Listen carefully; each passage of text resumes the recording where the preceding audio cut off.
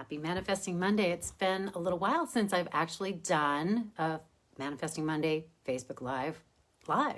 So it's really good to be with you here today. I want to talk to you about something that is important because everything that I bring forward is important or I wouldn't be talking about it, right?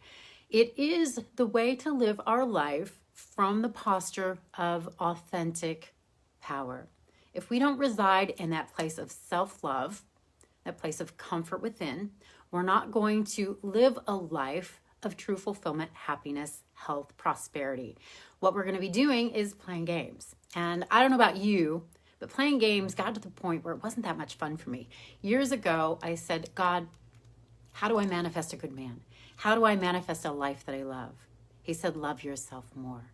I was like, isn't there another way? That sounds so awful. And I heard really clearly, and it didn't make sense at the time, if you do not, you will be playing games the rest of your life. Because our outer reality is a reflection of our relationship with ourselves. If we're not on that solid ground of self-love within, there's always going to be a push-pull, tit for tat. It's a dance that doesn't feel very good. If we want the dance of our life to start to feel good and to be joyful and fulfilling, we need to live from that space of authentic power. In other words, comfort, self-love, congruence within. Somebody gave me the best compliment the other day. They said, Tammy, you are so direct. You are so clear. And that's not really typical or normal in this world. And it was such a huge compliment because it was something I had to work hard to get to. In my family of origin, and this is how it happens. We learn about how to have power and we learn about how to stay safe and how to have control. And in my family of origin, there was only one person allowed to have anger, and it was our father. So I couldn't speak my truth. I had to find other ways to stay safe and express my truth. And it was to become passive aggressive, and it was to become quiet, and it was to play games and be really small. So that I got this compliment from someone about being really clear and direct means I've done a lot of inner work. And that's what it takes. Hey, Kelly Kayleen, how are you, sweet thing? It's so good to see you. So if you are not in your authentic power, you will find yourself engaged in dances of control dramas, manipulation, and tit for tat, this, that, back, forth, push, pull, and it's really uncomfortable. It can be very upsetting. It can bring up a lot of emotion. But the answer is not to continue in the dance and try to win that dance. It is to pull our energy back and to live more from that place of truth, from self-love. So first of all, I want to talk to you a little bit about the two primary ways that we live from control dramas, from force. It can be covert or overt. So a way that we overtly play control drama games is to be aggressive, to be a bully, to be insulting or threatening, to be abusive or condescending, to interrogate, to be loud, to get others to back down so that they behave in a way that we want them to, so we can get what we want. The other way is to be covert, and this was more my way of being, to be a victim, to play the poor me story, woe is me, the hard luck stories, to make other people feel sorry for you, a pity party. Guilt is a very powerful tactic to get what we want from another. Maybe this was something else I did. Sulk or be snarky or sarcastic.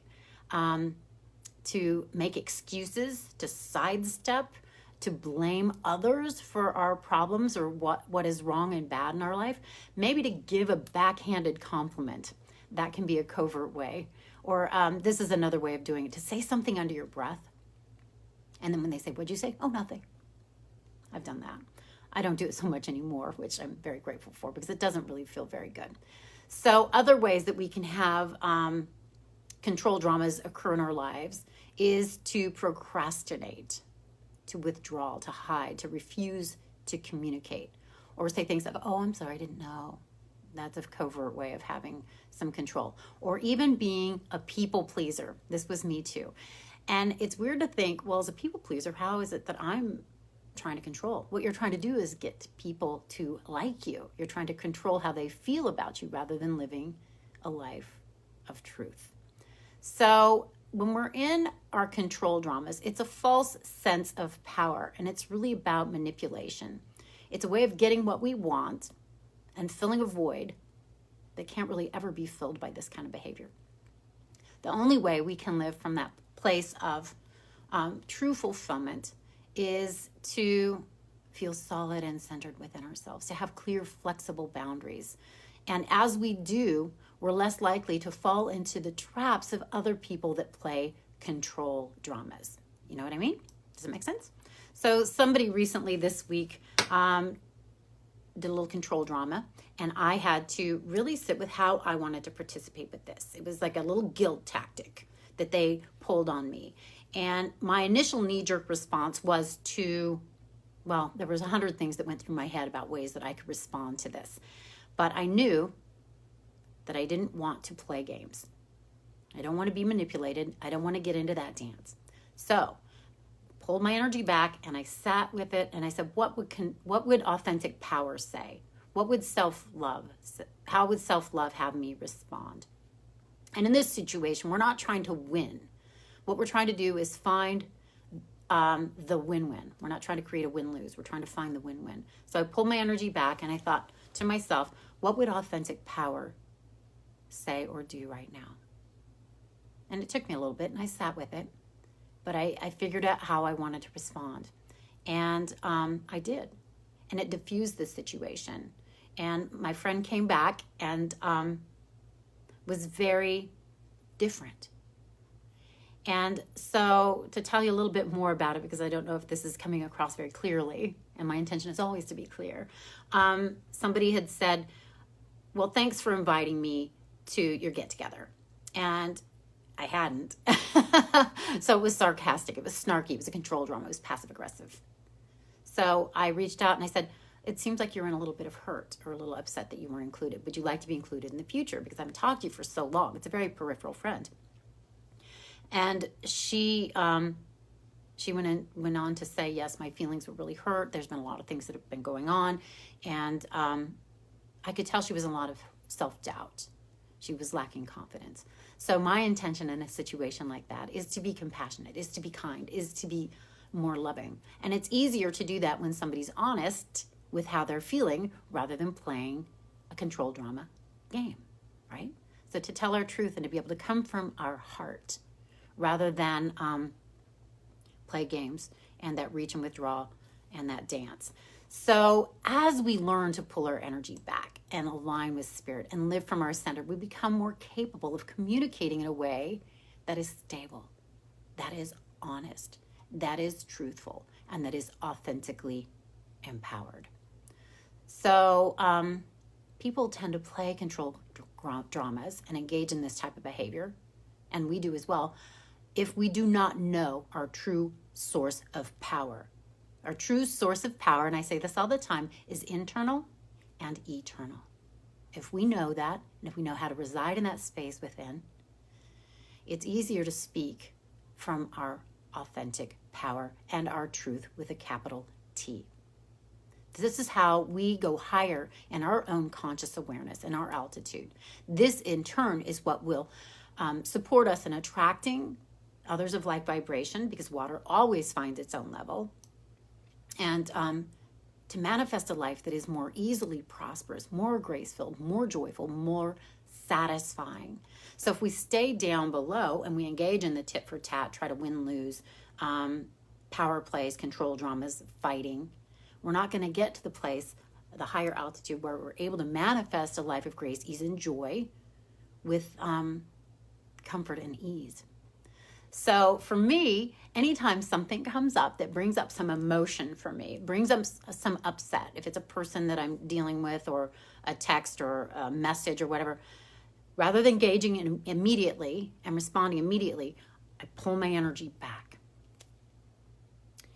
And I ask myself, what does Spirit want me to know? What does my soul want me to learn? How can I respond to this situation in a more clear, authentic, congruent, and loving fashion? Loving for myself with clear boundaries, but also respect and love for another. Because typically, if somebody's coming at you with some sort of control drama, it's because they don't feel very good about themselves, because they're not centered, solid, congruent, and aligned. Does that make sense? But if they're coming at you and attacking you, it's hard to just show up in our loving and compassion. It seems, from me, the first thing I need to do is pull my energy back and take care of me. Take care of my connection to my heart, my soul, and source. That way I can show up in a higher altitude and as a more spiritual adult rather than two kids fighting, right? And so my teachers once said something to me that I didn't love so much at the time. It is the job of the more conscious person to keep the bar high. My intention is to become conscious, to live from consciousness. So often I feel like, oh, great, I have to do this? Well, yeah, I do. But as I do it, what I have found is that people tend to either rise to the occasion and speak more from their authenticity and truth, or they simply go away. I like to say, shift happens, fork off. It's kind of snarky, but I like it. So as we shift and go higher, people either come with us or they fork off, and we make the space for other people of higher light vibration to show up. This is how we manifest our soul family. This is how we attract the beings that we're really meant to journey forward with in our lives, rather than playing those uncomfortable games with people that we don't really like or respect. But we have to like and respect ourselves first. We have to make ourselves a priority in our own lives. We have to love ourselves. We have to have compassion and respect for ourselves. I think I said respect twice, but it's important, so it's okay to say it twice. To learn to love ourselves and reside in that place of comfort, confidence, ease, and self-compassion, self-love. Affirm and maintain that there is only comfort, compassion, and cooperation rather than that competition. Because we're never going to win if there's competition. Well, maybe sometimes we will, but we're also going to lose. So I personally like to find ways to create the win-wins and continue to ascend in my consciousness and become that spiritual adult that I aspire to be, to keep the bar high, to attract other spiritual adults, but also use my upset to set the intention to go higher in my awareness, because there's always an opportunity in our upsets. If you're upset, there's an opportunity to heal, to learn, or to grow. So instead of engaging while we're in upset, pull your energy back, relax into your heart, ask Spirit what he would have you know, and how would authentic power respond in this situation? Because it's not like there's an across-the-board blanket way of living or responding in authentic power. Sometimes it may be just walking away. Sometimes it's claiming your voice and not just walking away. And the words that you speak while claiming your voice, that can be different from situation to situation as well. But what I know for sure is that you have incredible wisdom inside of yourself.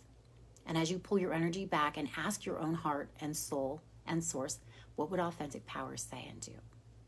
What would self-love, what would a self-honoring choice look like here and now? So a couple of empowering principles to consider when you're in upset. If something happens, if somebody's trying to engage you or play a game with you or trying to get something or trying to get you to do something that maybe you don't want to do, is choose to take your time. Don't respond while you're in upset. Pull your energy back and ask yourself, what would authentic power look like? If I was in my authentic power, what would I say or what would I do? Another question, what is the most self-honoring thing for me to do right here and now? And how could I communicate from my heart and my truth? How can I come from compassion, love, and clear boundaries? And this includes you. Compassion has to include you as well. Affirm and maintain that there is no competition, only cooperation. And then set the intention to choose to live your life in a way that exemplifies integrity, authenticity, and honor. Live your life from truth, a capital T truth. Because I think there's power with a small p and power with a capital P. My intention is to live from authentic power, my connection to the divine. I love this quote from David Hawkins. The only way to enhance one's power in the world is by increasing one's integrity, understanding, and capacity for compassion.